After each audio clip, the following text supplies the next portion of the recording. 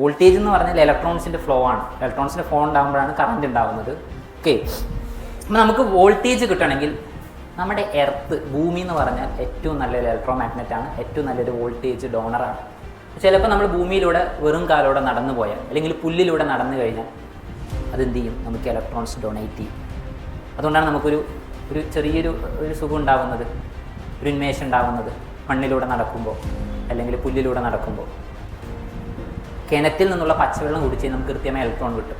ഞാൻ നേരത്തെ പറഞ്ഞു. പക്ഷേ ഫ്ലൂറിനേറ്റഡ് വാട്ടറോ ക്ലോറിനേറ്റഡ് വാട്ടറോ ആണെങ്കിൽ നമുക്കതിൽ നിന്ന് എന്ത് ചെയ്യില്ല?